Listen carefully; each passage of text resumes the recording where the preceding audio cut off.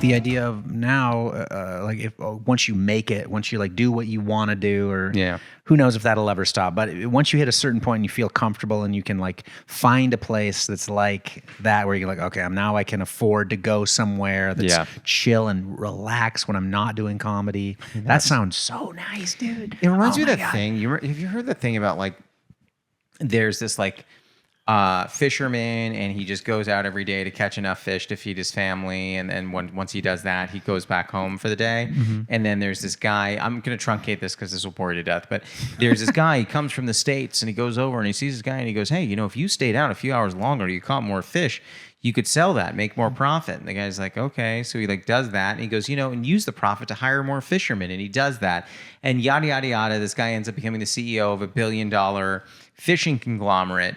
And then they sell the company, he makes $1 billion, and he's getting interviewed. And the person goes, so now that you've made all this money, what are you going to do? He goes, hey, I'm just going to like wake up every morning, go out, go fishing, catch enough fish to feed my family, and then go home. Yeah, it's like, that's what he was already doing. Exactly. Oh man, yeah. So it's like that is that thing where I'm like, ooh, you know, if I like make it in comedy, am I gonna be like, man, I wish I could just be hitting open mics, random nights, and just like hang out with guys at a diner and just talk about what it's like to make it. Yep. I don't think I will, but it's possible. Well, I mean, that's one of the things for me. Like, I'm not a very.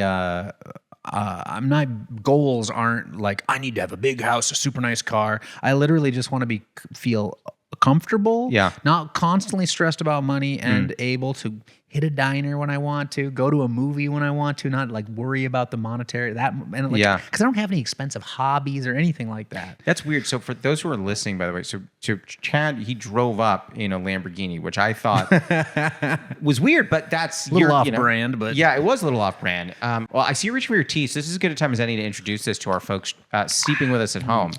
So for those steeping at home, we're drinking David's tea. It is Me to We Tea India. Lovely turmeric tea. What is it? What? Me to we? Me to we tea. Okay. I don't know why they needed to do that. Tea. They could have just called it something else. Fun name. It's a little hard to say. Turmeric tornado. That's usually the sort of stuff I drink. You know, the classics, like that stuff. Delicious. It is very good. It smelled amazing, like in the can you had. Oh yeah, that is really, really good. And for those sleeping at home, it's herbal. 212. I did 6.5 minutes. Whatever you want to do. Are you a big tea drinker? Not really. Really? No. Okay. But I do love it when I have it. I should seek it out more because I do enjoy it. Are you a coffee guy? Yes, but I've cut back on that because of anxiety issues. I get that a lot. So I should be diving into more stuff like this, honestly. Like the more tranquil, the chamomile. Yeah. Keep me nice and cool, calm, you know? Wait, so if you're not drinking tea, you're not drinking coffee, what are you doing when you wake up in the morning? Are you just... I do have like, I'll have a cup of coffee. Okay. Like one, but that's it. Okay. Because I've realized it does ramp up my like jitters and my... You know, the weird like anxiety sensations it can cause and shit. Those course through my veins every day. Yeah. Yeah. Do you sleep a lot? No. I don't either. I wish dude, I'm so jealous of people who can nap. Never been a napper. Nap? I basically cannot nap. I really wish I could. Oh, so even when I'm so tired, I cannot do it. I can nap, but I'm not a good sleeper like throughout the night. So like if I'm sleeping at night, I'll wake up multiple times. Okay. And I'll be like, you know, I will wake up in the middle of the night and I'll be like, when John Tyler was president, did he think we'd be talking about him now? We don't, you know? Yeah.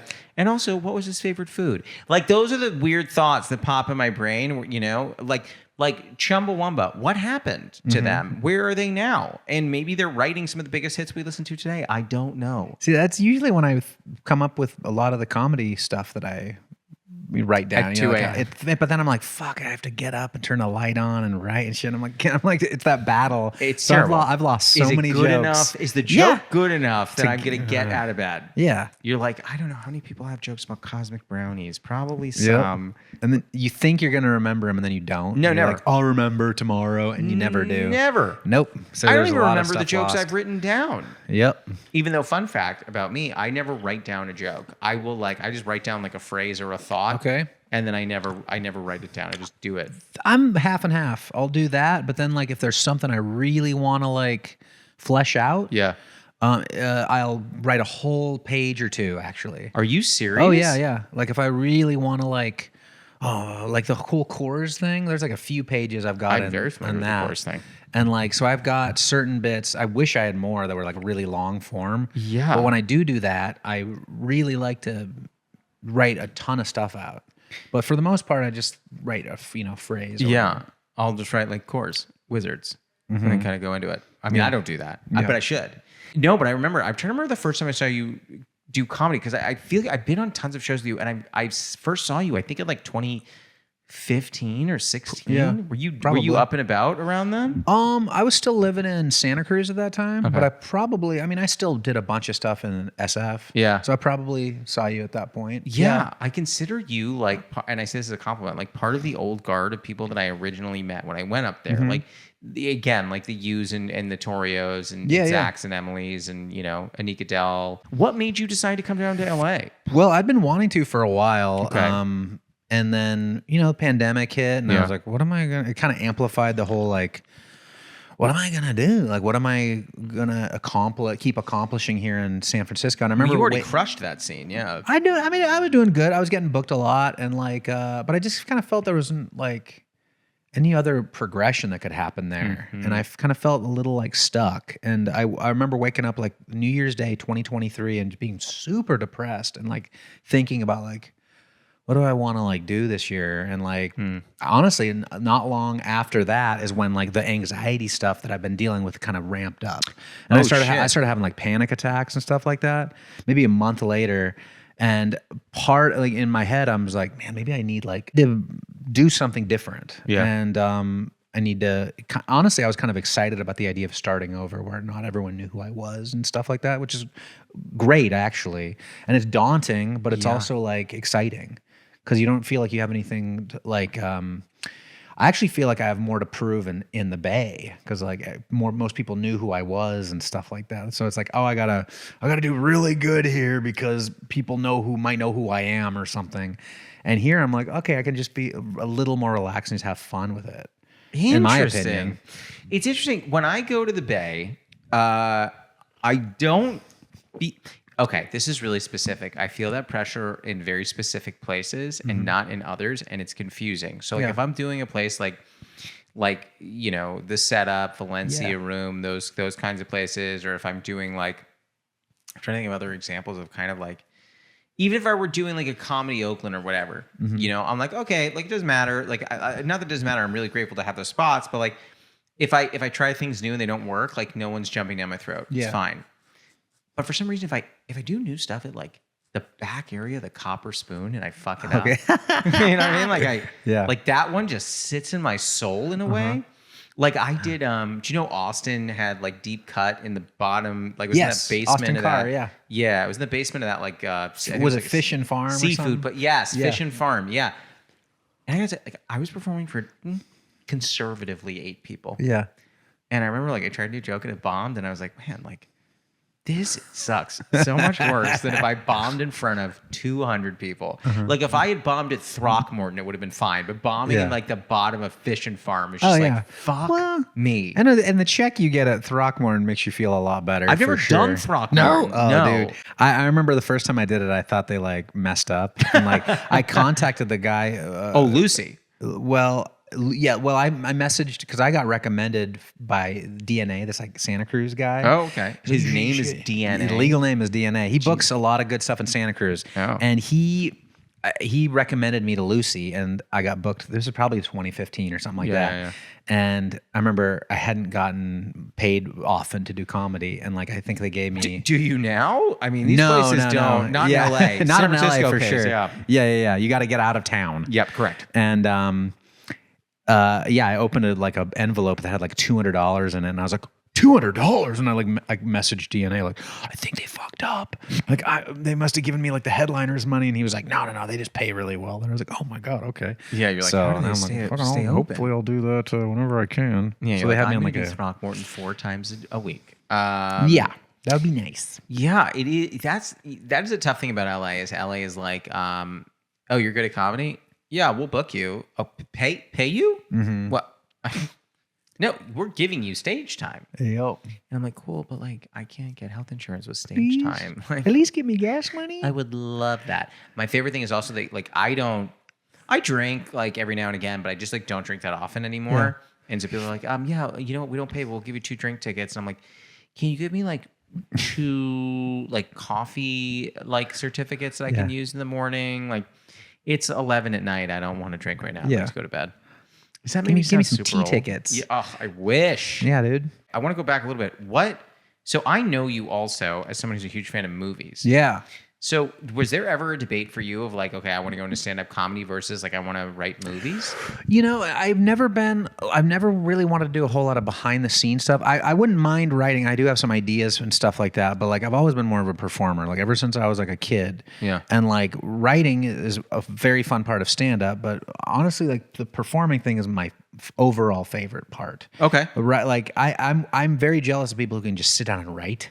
Oh, I'm like, God, I wish I could fucking do that. I love it. And you do that? Oh yeah. Damn, I'm awful at that. I'm just one of those people I Really? have to like just wait till something pops in my head, and then I'll get excited about it. But I can't just sit down and like, okay, I'm gonna come up with something out of nowhere. It's like it's very difficult for me to do. Well, okay. Let me back it up a little. It's much easier if you have even a remote thought of like, hey, I could like this is an interesting thing. But I think there have been moments where, and I don't always use it, but there have definitely been moments where I'm like, what do I want to write about? Let me think. What would be like, what's like a fun irony I could play with? And I remember, like, I wrote a web series I was super stoked on. I should probably do something with it at some point. But I remember I was in traffic. I was literally going on my way to go right. Yeah. And there was a traffic light, but there was still a person motioning. And I was like, what would be a fun dramatic irony to play with here? What if it was a traffic guard that causes more traffic? That would be really fun. So I started playing around with that. I ended up writing a web series called Ned Williams, Neighborhood Traffic Coordinator. Whoa. Did you ever film it? No, I didn't. I should have. Shit. Okay. The pandemic hit literally right as it was happening. Okay. But, But you do have like a log of that. I have down? I have like 5 pilots, Dude, a couple you features, should definitely do something web about series. that. Yeah, but I mean, like that's the thing is I feel like someone like you with your, I would say, and please feel free to disagree with me. I feel like you have a storied knowledge of film. It's pretty good. Because like anytime we've talked and I bring up movies, like you go deep. Yeah. I feel like someone like you could fucking knock that out of the park. You could write like such a good thing. And honestly, since one of my favorite aspects about being in LA is the movie theater culture here. Oh, and, like, yeah. getting to go to all the amazing theaters here. There's so many theaters yeah. that are showing like cool old repertory stuff, like old Like New films. Beverly, The Egyptian. I love that shit. Yeah. And honestly, it's not even that expensive. You go to theaters in San Francisco, it's going to be at least $20 a ticket or something like that. But if you go around here, dude, New Beverly double feature, $13. What? The fucking Academy Museum. I don't know if you've been to the Academy Museum of Motion Pictures. They show movies there all the time. It's every screening is $10. Like new movies? The older stuff. Like I'm going tomorrow to see Big Lebowski there, and it's an amazing theater there. So there's all kinds of there's just so many options for theaters, and it's made me think about wanting to become like a film booker or something, because I do have a good knowledge of like especially older rare stuff. And I think if put in the right theater with the right people, the right audience, I could fucking crush it in terms of like booking weird movies for people to come watch. Wait, you know what you should do? I don't know if you'd ever do this, but like rent out a small theater, right? Like the Los Feliz 3 or something like that. Yeah, I love that place. It's amazing. One of my favorite theaters in LA. But you like rent something like that out and just like message a bunch of comics. Please put me on this list. And just be like, hey, like I'm literally just like charging enough that we can cover the rent. Yeah. Of the place and the rental to get the film, and I'm just gonna show some wacky stuff. Mm-hmm. And I can guarantee like a lot of comics would be like it'd be like $15. Like, all right, yeah, I'll come out. It wouldn't even have to be $15. If it could be cheaper, I would love it. Yeah, I think most. I mean, Los Feliz generally doesn't even charge $15. I think it's 13 or something. I'm already in. Yeah. When is Chad's Movie Hut? Let's do $10. opening? Let's do Chad's Movie Hut. Chad's Wacky Movie Shack or some shit. I mean, do you? Because I imagine you watch a lot of movies. Like I know that you have opened for boatloads of comics, right? Mm-hmm. I already knew that, but I also did a little perusing of your materials. Yeah. And you've opened for tons of people. When I assume that some of that's on the road. When you're out on the road, are you just watching movies every night? Like you finish your set, go home, watch a movie? Especially when I'm in any town I go to. I try and find the nearest theater and check it out and stuff like that. Oh yeah, dude. And that's my favorite. I love going to the theater. In fact, dude, I opened for Christopher Titus, and I have so many questions, but go ahead. Do you know who Christopher Titus is? Oh yeah. And my first question, as soon as I met him, I was like, I asked him, what was it like filming the movie Killer Clowns from Outer Space? Because he's in this weird late 80s like sci-fi comedy movie called Killer Clowns from Outer Space, which is filmed in Santa Cruz on the boardwalk. That is insane that you And do this. he was like, Chad, I've been doing stand-up for like, 40 years now. Yeah. Not a single comic has ever asked me that question. So then he had all these stories and he was very excited to talk about it. So it was pretty awesome. That's Yeah. insane. Mm-hmm. What? So okay, well, like he's a good example of someone who you've opened for some people that have genuinely lengthy, lasting, careers with incredible duration. Do you have anyone in particular who you kind of like formed a bond with that you think has taught you a lot about comedy? Well, I mean, I definitely hit it off with Doug Benson right away. Well, I he's know another you pop on huge movie Doug nerd. Loves Movies. Yeah. Yeah. It was very fun. Somebody who was really cool was Tom Green. Was really cool. The Tom Green? Yeah, the Tom Green. And he has that whole thing. He was in the Charlie's Angels movie as the Chad.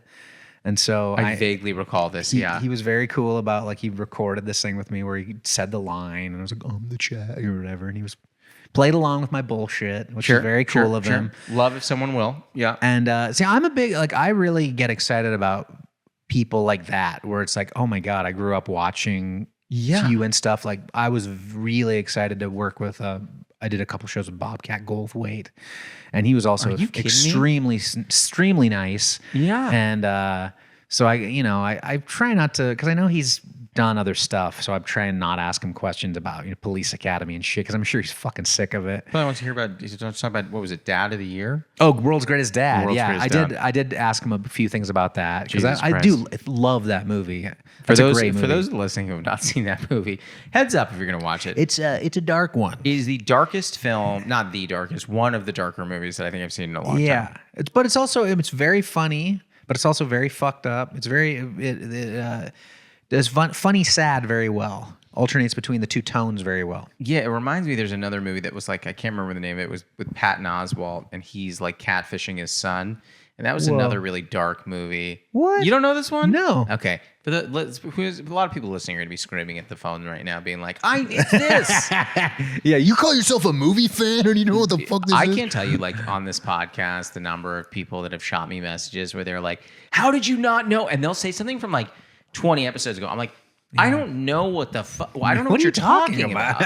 Yeah. They're like, how did you not know that the MacGuffin was a pencil? And I'm like, there's very few parts of that sentence I understand. Yeah. Like, I don't know. Do you get, I mean, like, you have a bunch of clips out and about. Like, do you have people respond to you being like, Chad, how do you not know? Dude, well, I mean, because I've done the Doug Loves Movies podcast a bunch now. Oh, so you get random remarks from that? Well, no, because I don't even really read the comments on shit like that. It's not like directed at me. It'll be on like some website or something. But like, I try and not look at the comments and stuff, because You are such a better man than me. Yeah. dude, because I know it would drive me fucking crazy. Like, I'm not built for that stuff. Oh yeah. And I remember the first time I did that podcast, everything just kind of like, I couldn't think of anything. I was like, fucking what? I think I'm a movie fan, but I can't remember shit. I can't remember the Patton Oswalt catfishing movie, that sort of shit. We all want to know. And I was like, dude, I couldn't even come up with any answers. I was like, oh, Doug's never going to have me back. But then he did. And I would, got better because I got more comfortable being on the show. And I've won it a good amount of times now. So he just keeps asking me back. I mean, good for you. That's great that when you can get to a place where you're not worrying as much. Yeah. I worry about everything. You were talking about having anxiety. Oh, dude. Awful. Like I will leave a set where I did well and then start thinking, I will convince myself to be like, is this a defense mechanism where I'm telling myself I did well because I did so badly and everyone else knows I did badly, but now I'm telling myself I did well to make sure that my inner self doesn't really know the truth that I did so badly? Mm-hmm. I'll do mental gymnastics to insult and confuse myself around my own abilities. Well, something I've had to learn to get better with is, like, I used to really rely on, okay, if no other comics like come up to me after my set and say I did well, then I must have fucking just sucked. I've had those feelings. And like, even when I feel I've done really well, and then if nobody came and said anything to me, I'd just be like, man, I must have fucking bombed, or they hate me, all this shit. You get really self-defeating. Yeah, sure. So I've had to learn to like get over that and like be like, if I'm happy with that set, then that's what matters. It doesn't matter if the other comics are like, yeah, that was great. It doesn't, who gives a shit? Because a lot of the times comics will not tell you, even if you did do well. And like, I remember there was I don't want to name names, but there's a comic from the Bay I really like, and I was like talking about him, and another comic friend of mine, another comic buddy of mine was like, oh, he's my favorite comic, but I would never tell him that. And I'm like, why? Like, why would you not tell him that you really liked his comedy? Such a guess as to who this is. I'm not going to say it out loud, but like, is his last name is the first initial of B? B? No. No. Do you know who I'm thinking of? B? Yeah. I can say the name. If it's not the person, Kasim Bentley. Oh, cool. Kasim definitely isn't going to tell anybody he thinks they're the best. Fuck no. Hell no. I got off after a really good set, and he was like, I was like, hey, what up, man? He goes, yo, you did that. Yo, yeah. He wants to knock you down for sure. That's his whole thing. I was like, I did do that. Yeah. But I did it. You did well, I man. did do that. Yo, but you have to get used to him. Like, I love the guy. No, I think great. he's very funny. I like him a lot. He can really like, if you're insecure at all, like he can really fuck with your rattle head. the cage. Oh, man. yeah. Yeah, he has fun with that. I like to believe I rattle my own cage enough, but like other people can rattle it for sure. Mm-hmm. So you're at a place now where you're less rattleable. I mean, it still happens, but it's not as nearly as bad as it used to be. Yeah. Because I feel like, oh man, if no other comic said that I did well or something, I would just fucking be so sad. And now I'm just like, well, okay. Tell me if you can relate to this. You might not be able to. I sometimes these days pursue content that I think will make me sad, so I have an outlet to be sad. I think, you know what? Because I'm a big, I love horror movies, so I'm always looking. I want a movie to scare me. I want a movie to create that sort of like, if I'm watching a movie and I feel fucking like, I love that, dude. And some people absolutely hate that.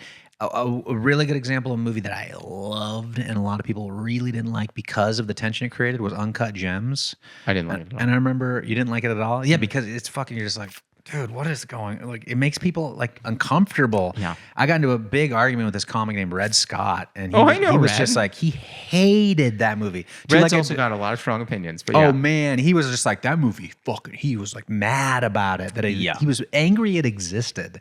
Like, and I was just like, of all the movies, like, to me, if a movie can create that sort of feeling in you, that means it worked. For sure. Like, they're going for that. Like, that movie was effective in what they were trying to do, meaning that movie is a success. Yeah. It's a well-made film. It does exactly what it sets out to do, and it does it very well. So to me, that's a really, really good movie. Interesting. If a movie evokes feelings in you that are not positive, do you still think it's a good movie then because it still evoked feelings in you? Yes. Like if a movie's depressing and like, you know, if I'm watching a film and I'm like, fuck, this is fucking sad. Like there's a movie called Tyrannosaur. It's a British film. It's part of the British miserablest genre, which is just basically like life sucks and here's some people at the fucking like bottom of the totem pole who's like, here's their shitty lives. And it's depressing as fuck. And it's so good though. Cause like, I mean, it's just, it feels like, okay, this is real. This is somebody's real lives here. And it's definitely not a feel-good movie, but, you know, and you leave it like, God damn, that's depressing. And it's not a movie I'd watch all the time. No. But because it can do that, it can create that sort of emotion in you. I'm like, that's great. That's awesome. Yeah. Okay. So you know what? This I'm going to take us to our first segment because this is going to lead us right into it nicely. So our first segment is called the Newly Friend Game. It's like the Newlywed Game, but we're friends. Oh, yeah. You have a whiteboard over there, so I'm going to have you grab that with your marker. All right. So the way this works is I'm going to ask you a question. You're going to write down your answer. Don't say it out loud. Okay. I'm going to write down what I think your answer could be. Then we'll flip our boards and see if we got it right. Okay. Now, the reason I bring us to this segment now in this moment is because my question for you is movie related. Cool. As I know you are a big movie man. My question for you is, and don't say your answer, write it down. Okay. What is a movie that most people generally like that you do not? Ooh, this is a good. Okay, I'm going to say the first. Oh, 1, 2, 3. Flip. Oh, I said The Godfather. You said Forrest Gump. Yeah. Talk to me. Okay. Dude, there's Red Scott has a bit where he says like, he's talking about like having kids and he's like, man, but you know, I want to have kids, but then what if you have a kid and he doesn't like Forrest Gump or something like? And to me, I'm like, that's the movie that you go to. Like, he loves that movie so much, And you do that, not like, care for I it. don't fucking. I think it kind of sucks. I mean, I love the fact that I remember the first time I watched it. Don't get me wrong, I did like it. I remember the first time I watched it, and I was like, but if she and then he and then a kid, does little Forrest have AIDS? Yeah. That was my thought. Genuinely, Yeah. not doing a bit. I was like, I think little Forrest has AIDS. And then my friend was like, he doesn't have AIDS, you idiot. I'm like, no, like I think there's a 50% chance that little Forrest has AIDS. The greatest moment of my life. And you know, listen, one day this might be, you know, eclipsed, but not soon. I was on an airplane. There was an in-flight magazine. I pulled it out because I was just bored out of my brain. And I'm flipping through. And there is an interview with, I think it was the writer of Forrest Gump, and revealed in an interview in a, like American way, the American Airlines in-flight magazine reveals that he had written or at least outlined a sequel for Forrest Gump about little Forrest having AIDS. Whoa. And I was like, this is the greatest fucking moment of my entire life. Like, if we still had phones and airplanes, I would have dialed up everybody and been like, guys, it's important. You all need to know. When I saw this movie, I was right. He has AIDS. Yeah. And I don't know. I shouldn't be so You were excited about vindicated. someone having AIDS. Yeah. Yes. Yeah, but it's a fictional person. It's not That's like true. yeah. So you that's I fine. don't want Haley Joel Osment himself to have No. AIDS. You want Forrest Unless he Jr. wants to have that, which is fine if that's his choice. Sure. I just want to be open to that idea. Yeah, in case he does. Interesting. Did you like The Godfather? I wrote down The Godfather. Yeah, I like The Godfather. I liked The Godfather, but I remember I watched it and I go, all right, it was I'm good. kind of the same way. I'm not like obsessed with it. No. Yeah, It's like, good it was a movie. Good movie. Good movie. But I'm not like, oh my god, what? No. Oh, you know. All right. I'm not one of those guys. We're going to do the same question for me, and here's what I'm going to tell you. Okay. There are 3 movies I'm going to write down. If you get any of them, I'll get us Okay, points so I on don't need this to one. write shit. No, you should write down. You Okay. write down as many as you want, but I'm going to write down 3. Same thing though. Yes, these are movies that a lot of people like that I do not. If you get Okay. any of these 3, I'm going to give you points. Man, I don't know if I can do 3, but Well, you don't have to get all 3. If you get, I'm just trying to give you options to get 1. 1, 2, 3, flip. You said Forrest Gump, Fight Club, American Beauty, and Titanic. Oh well, Forrest Gump was from your last batch. I said Gladiator, Training Okay. Day, and Oppenheimer. okay. You know what? I fully agree with Gladiator. Gladiator. Yeah. Okay. I'm fully with you. On Okay. that one. That's one that I've never liked that movie. Never liked Gladiator. I, Gotta tell I you, like Training Day. Russell Crowe, not my cup of tea or coffee, smoothie or juice. Yeah. Do you like all the movies you wrote down or no? No. In fact, You don't like Fight Club? I do not like Fight Club. American Beauty is okay. I don't hate it. American Beauty Beauty is is tough to watch now. Yeah, I'm not a big. I don't like hate it. Fight Club, I was like, ugh. I just Titanic? didn't like it. Titanic, I've never seen it. That's not true. Never seen it. But if someone said I never You know let what? go, Jack, you'd know the reference. I mean, I know the references, but only because I've seen little clips and stuff. I never watched the whole movie. In fact, it's for like, it's one of those snooty, douchey. Even when it came out and I was like a kid, I was like, I don't want to see that, and I never did. So I've never seen it. I mean, listen, I don't love or hate that movie. Nothing Titanic, but it is a big movie. You know what I remember about it? It was the first movie that ever required 2 VHS tapes to watch. Yeah. So with your background in movies, you do a lot of stand-up. Is the ultimate goal for you to star in a movie? Star in a TV show? I'd love to do more acting and stuff like that. Yeah. That's another one of the reasons I moved to LA. It's just fun to do. Yeah. But that's not like the end game. It would What be is fun the to end do. game? I've never wanted to be like, I want to be like a big star, but I do love like character actors, things like that. I always am more interested in those types of actors too. Like, there's actually this character actor in LA that I'm good buddies with, named Troy Evans, who's been in all kinds of stuff. He's in like Ace Ventura and like Planes, Trains, and Automobiles. He has been in all kinds of things.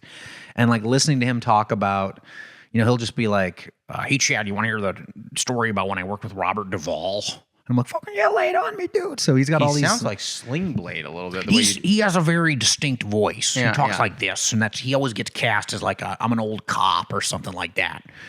I wonder if I could be pigeonholed into something. What it would be? It wouldn't be cop. I don't Or think. it wouldn't be Son of Sam. No, from what it sounds like. Yeah, we talked about that off the mic. Yeah. For those listening who didn't know this, I don't know if I've talked about that on the pod ever. I auditioned to play Son of Sam on Mindhunter. Didn't go well. Not great. So people couldn't buy that I murdered people from listening to my dog. Shocking. I know. They're like, if it were a cat, we would buy it. This guy What has was a bit of that? feminine energy. Now, was that the only sort of role like that you've auditioned for? Like a darker Yeah. role?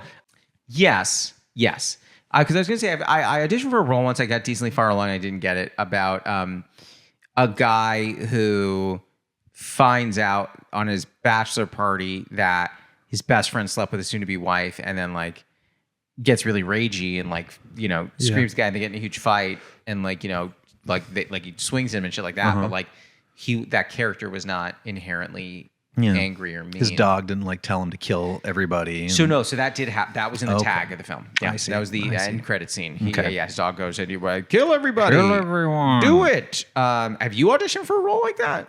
I did. I've gotten a couple of like creepy like stalker type I could see it. ones, and like it mainly because like Kidding. dude, like because I typically get like nerd or like Renaissance fairs type dude. I get that type of shit all the time. Oh my like God. I get hit for those things, LARPing stuff or tech geek or whatever, that sort of shit. I could see you in those roles. Oh yeah. And so I've gotten a couple where they're like, they're like, you're a awkward weirdo or some shit. So I haven't gotten them, but I've gotten to audition for them. That means that you're not an awkward weirdo enough. They've seen me, they're like, we see the signs of it or whatever. But here's an interesting question, because you have a beard. Are there any things with looks? Well, because I got asked this once for an audition. Is there anything that you wouldn't do to your look?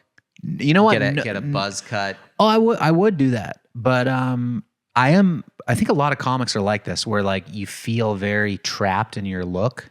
You know what I mean? I do. I get really nervous about like trimming my beard too short or something, or like I want to shave actually. The booker on Kimmel might be like, "Who's this?" And then if I kept the beard, it would be like, "Oh, it's Chad." Mm-hmm. Is that actually what runs through your head? Dude, just shit like no, but like because all my headshots are like with a beard. Sure. You're like, oh man, they'll be really mad if I show up and I don't have the beard. It's like, we wanted the fucking beard. I even think that with like I definitely feel that way with just getting booked in general in comedy. Like people be like, oh, we figured you'd have the beard or something like that. It's like, well, not all my jokes are about having a beard, but it is funny. So I have a 40-minute set about having a beard, and I don't have one. But I will say, I'm getting married in a little bit, and my fiance had made a comment probably a month ago, and she was like, "Yeah, I mean, I would love if you shaved." Okay. And I was like, for the wedding? Yeah. Mm-hmm. And I was like, "Yeah, for sure, but I'm not going to do that." Then, why not? I just didn't want to, and then because I was attached to my facial hair. Yeah. And then roll forward. This is like 5 days ago. This happened. This is hot off the presses. Yeah. We get in the stupidest fight of all time about what tie I'm going to wear at the wedding.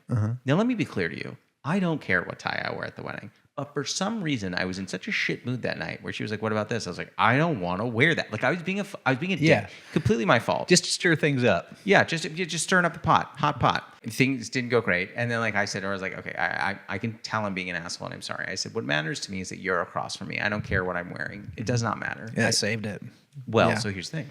This is where I made a big mistake. So next morning I wake up and I'm still thinking about it. I'm like, man, what she wants matters more than what I want. What am I doing? And I'm standing in front of the mirror and I go, she wants me to shave. So fucking like 4 days ago, trimmed it all. I'm watching the hair fall into the sink. Yeah. And even as I'm watching it, I go, this seems like a good idea. Yeah. Yeah. I finish, look in the mirror, I go, who's this schmuck? yeah. What the fuck did I do? Yeah. I come upstairs, she goes, oh. And I'm like, fuck. Like, I was like, this is really bad. Mm-hmm. And now I'm trying to figure out, like, is this going to grow back in time? I don't know. It's kind of crazy how that works, man. Like, I remember when I first grew my beard in college, but I grew the beard out and then I shaved, because I wasn't used to having a beard at that point. Yeah. And I shaved it off, and I'd only had the beard maybe a few weeks at that point. And I went into class with it after I'd shaved it, and my friend Luke goes, "You shaved the beard. You look fucking stupid." And I was like, dude, you like only known me having a beard for like 3 weeks, and like, this is my face, dude. It's not like I'm wearing a fucking coonskin cap or some shit. Like, this is my face, dude. So I never forgot that. And I was like, man, what the fuck? So people get very attached to, You know, especially Yeah. like, did you see in his latest movie, Zach Galifianakis shaved his beard off, and people were so pissed What was off the about movie? it. I don't think I It saw was it. some TV like Apple movie where he played. It was about Beanie Babies, I think. Oh, yes, I did not see that. And The he Beanie has Bubble. no beard. Yeah. And people were very upset. They're like, he looks terrible. Who is that? You know, they just hated his face. What's And weird is those same people were messaging me being like, did you shave? And Yeah. I'm like, yeah. They're all like, we hate your face. Yeah. I think we get scared of like, it's like almost like a superstitious thing, like an athlete gets like nervous about like changing anything in their, you know, rhythm or whatever. I think we do the same thing with like the way we look, because a big part of stand up is self-awareness, you know, is like of how people view you. So you kind of get like trapped in like that, like, oh, this is how people look at me, you know? And like, if you change it up, it's like, it's scary. Do you like hip hop at all? No, I didn't think so. Yeah, no offense. It just doesn't seem like your style.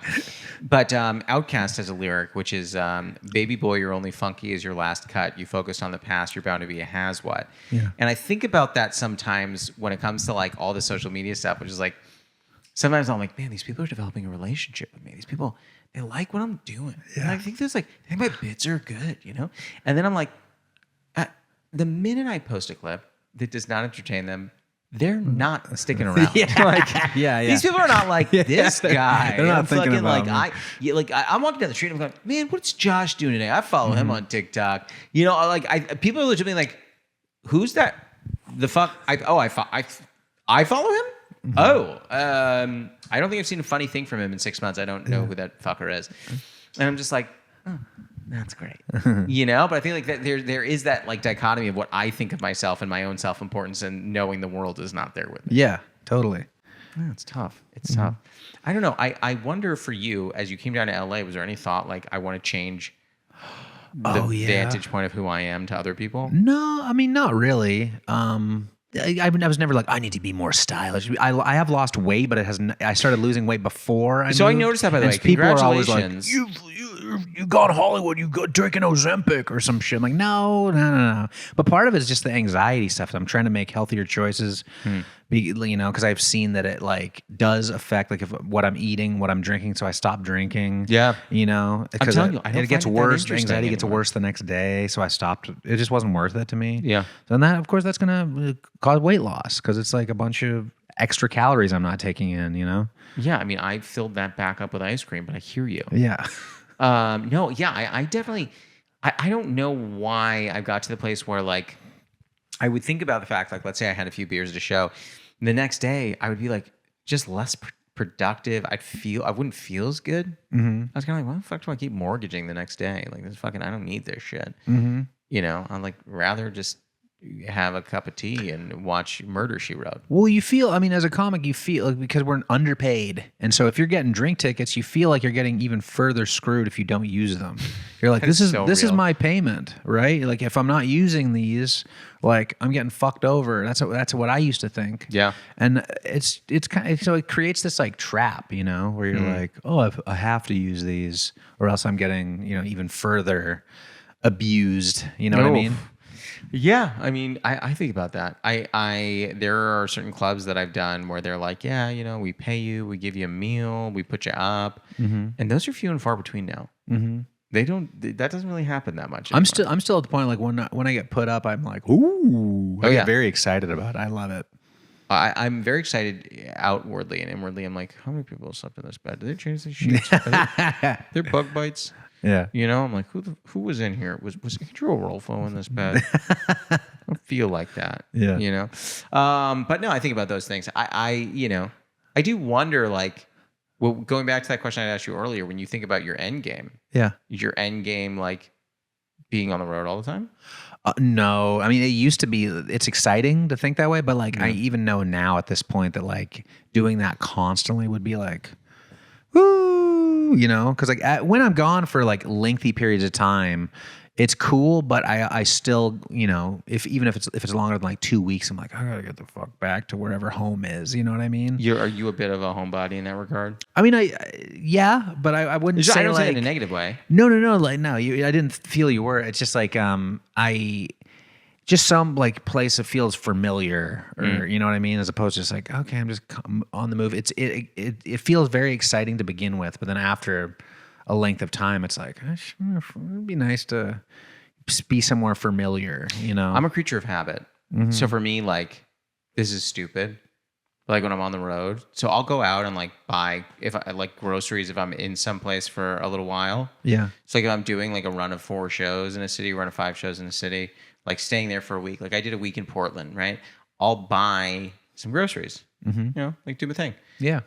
If I can't get like the same eggs that I get at home, Okay. I like it's not a huge deal, but I'll be like, oh, these don't taste as good as the ones at home. Yeah. So, guess I'll eat them, but you know, they're not as good. Did you see that Adam Sandler movie where he was a basketball scout? Yes. It opens up with him in like all these foreign countries, and he just goes to like, Does he go to McDonald's or something? McDonald's, Yeah. and he goes to all the like American chain restaurants because I think that's like his way of, you know, connecting with like his home. I mean, basically. that's a real thing. Yeah. Do you know Morgan J? Yes, the guitar guy. He's funny as hell. Yeah. So Morgan and I had this conversation. We've had this conversation several times in our friendship. He says that anytime he's on tour, he will not get coffee from local coffee shops. He'll only go to Starbucks. That's what Eddie Pepitone does. Really? Yep. He won't get anywhere else. He always gets Starbucks. Yeah, because he's like, I know exactly what I'm getting. Yep. And I was like, I mean, that's true. I'm the exact opposite. Really? When I go on the road, I want to go because I'm a big diner boy. I love a diner. So Give me a Greasy Spoon diner dude, over anything give in me this a world. It's the best. It's the And best. diner coffee? Diner Come on. coffee, dude. It's my favorite environment. And so whenever I'm on the road, and I always search like what are good diners around here. Oh, yeah. And never a chain. Never a chain. I never want to go to a chain one. I like a really good. I'm obsessed with breakfast. Yes, that's where I always go for. If you're ranking your meals here, is breakfast in your Breakfast one spot? easily number one. It's Yeah, not me even too. close. Not even close to me either. Yeah. Like I'm legitimately, I don't want to offend people. I'm legitimately going breakfast, and then I'm going, who cares about the rank of the other two? Yeah. Irrelevant. I'm with you. Brenner, come on. Yeah. Love Brenner. Breakfast. That was we did that for my birthday this year. Went out for had Brenner? breakfast for dinner. My friend actually made a big, like smorgasbord at their house of breakfast foods for dinner for us. That's It's incredible. so good. This is a hot take question. Now we're talking. I mean, this is what the people want to hear. Yeah. And this might upset. This is going to ruffle people's feathers. Okay. If you're ranking pancakes, waffles, French toast, where you at there? Oh, French toast, number one for me.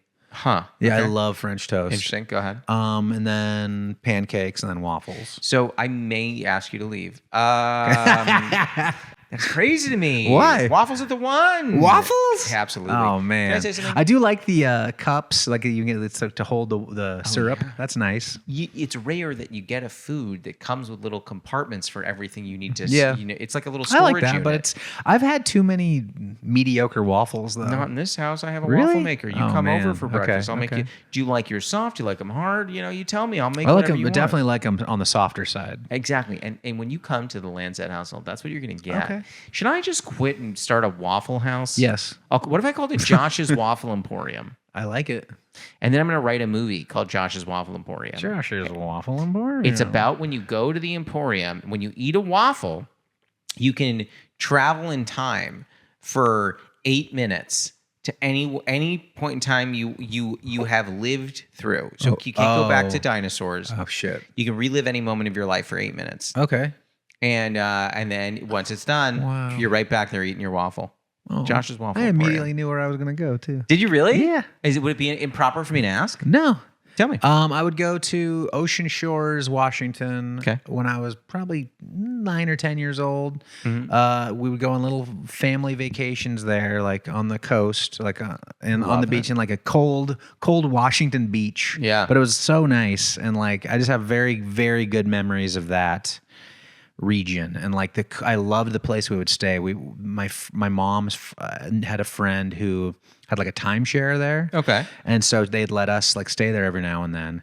And it was just this cool little beach house with like a really cool little spiral staircase. It was very small, but it was just cozy and nice. And like when it would get cold at night, we'd watch a movie on the TV and have some Yeah. hot chocolate. And Yeah. it was very charming. That's a phenomenal answer. So I'm gonna write you into Josh's Waffle Emporium. Cool. Hey, I'm just gonna write that story in there. That But I'm sounds gonna nice. use your name.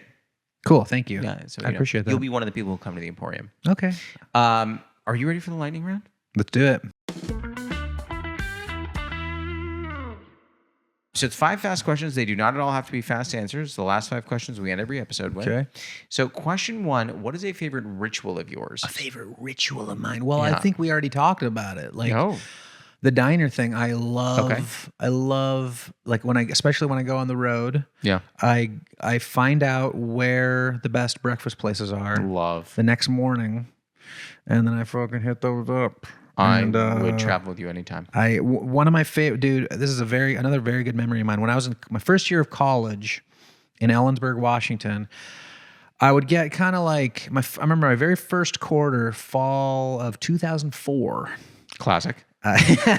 Classic time. I would get out of class pretty early. I'd get out around like 1 or 2, and I remember after a while, I was like, I'm getting sick of college kids. You know, I'm sick of these fucking whippersnappers. These Even though fucking kids. It was and I was like, I gotta find a good diner with like old people there to like love wash the youth away. youth off me. And so I found this fucking diner in Ellensburg, Washington called the Copper Kettle. And What I a would good go name. there like 3 times a week, and I would it would go from like, being surrounded by college kids, and then I would go into Copper Kettle where it would literally, I was always the youngest person there. And, I remember one particular morning I was sitting by this table of like old men all of them were comparing bear attack stories. They all had a story about being attacked by a bear in their life. So you obviously jumped in and told yours. No, I was just like sitting there just enjoying my biscuits and gravy like, I'm never leaving. This is fucking the best day. I was there for like 2 hours just listening to these old guys. I would have listened to that in a heartbeat. This is the best shit. But I never interjected. I never interrupted. I would just listen. And I love, so that's my ritual is I always find a diner to go to. And what was the last time I traveled to Manteca? I remember I had two mornings to go, and like both the places that people suggested sucked. And I remember being so mad and being God damn, they led me astray, dude. And like Manteca, I was like, what else does this town have? I don't even know where Manteca is. It's like up near Stockton or something. It's kind of a crappy town. It's one of those places where one of the cool things about comedy is sometimes it takes you to places where you're like, God, I'm so glad I don't live there, man. Oh, yeah. God damn. And like, I was like, damn, they can't even have a good diner in this town. Come on, man. I will tell you off mic a place where I went in California to perform, and I literally the entire time I was like, be grateful from now on that you don't live here. Yeah. Every day when you're sad, you think about this place and you go, Be like, hey, You're I'm not not here. there.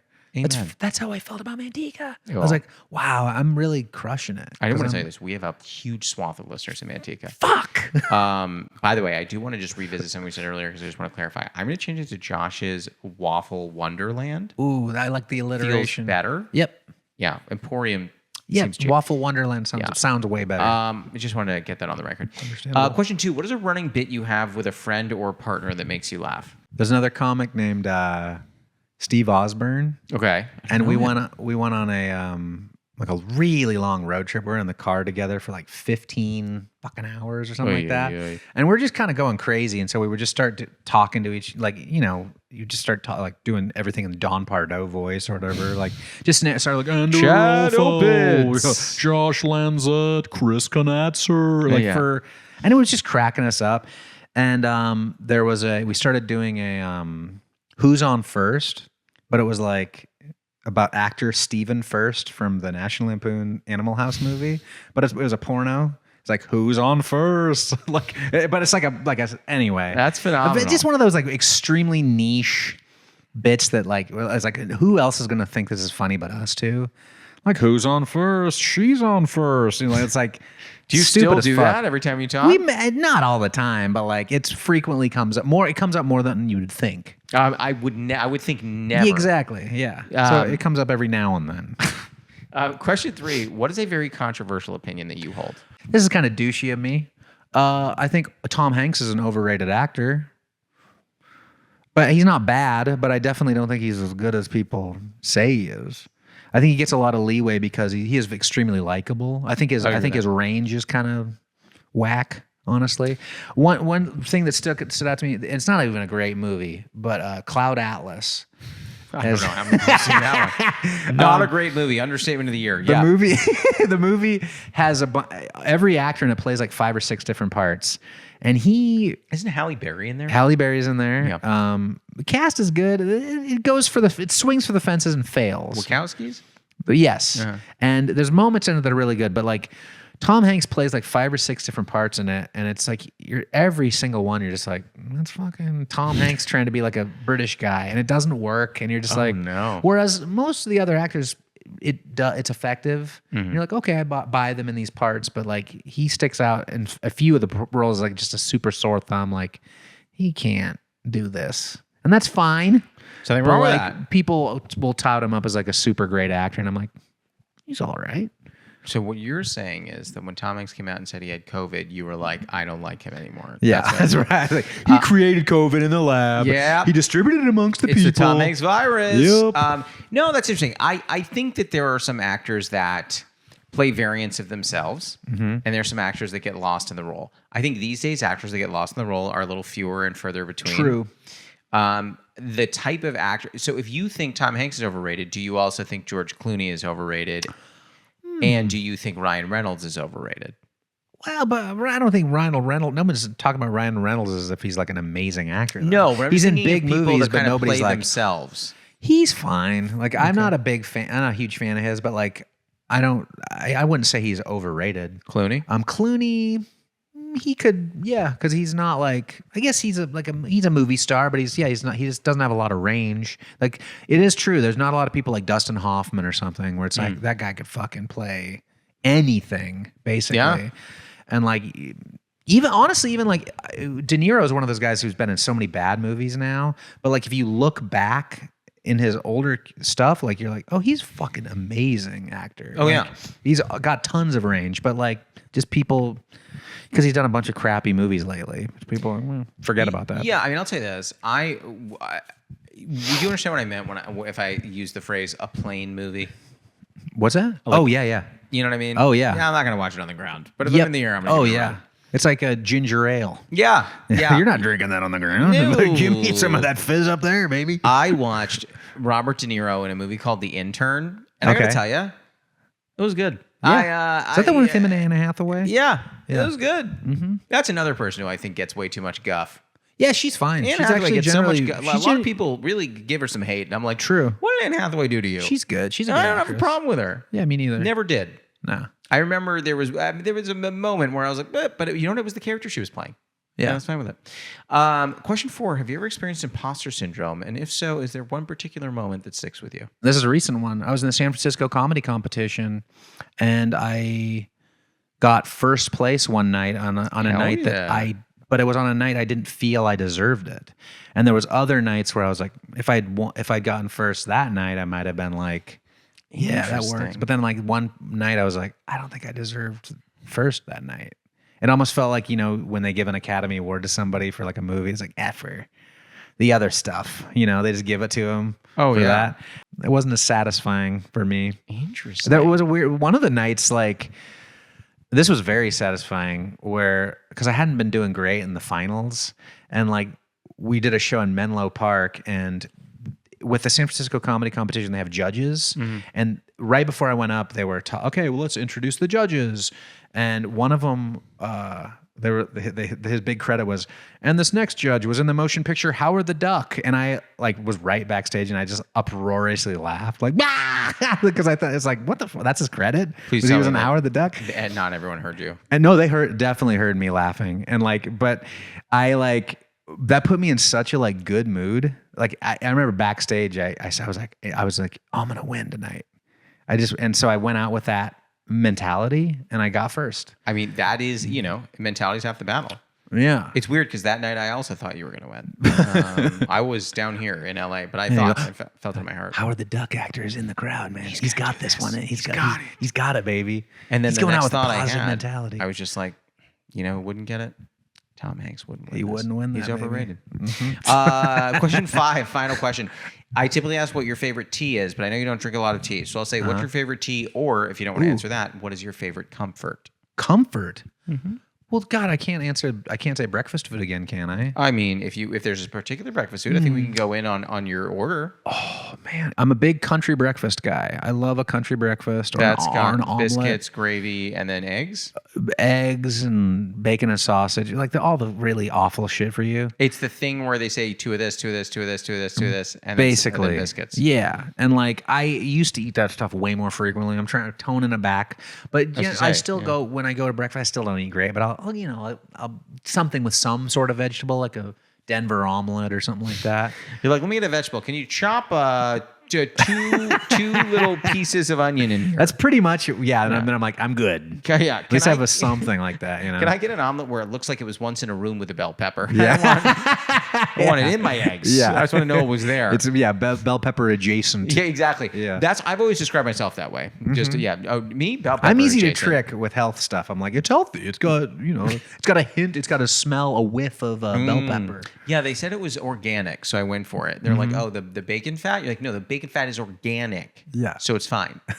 Doesn't count. That's the pod. How do you feel? I feel good. Yeah? Let's go get some breakfast, dude. Cook me up a waffle. I want that Waffle Wonderland idea, man. Listen, Josh's Waffle Wonderland. You're gonna start a Waffle Wonderland pop up. It's copywritten 8 minutes of your life.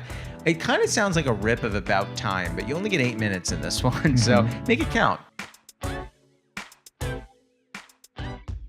That was Chad Opitz. You can find him on Instagram and TikTok at Chad Opitz.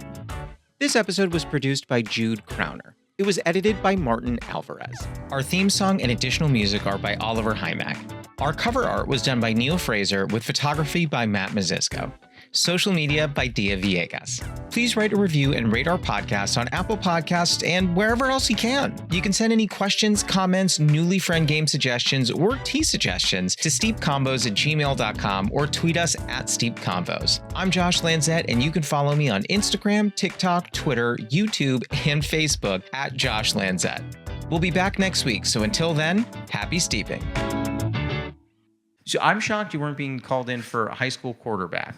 They weren't biting with that one. Nope.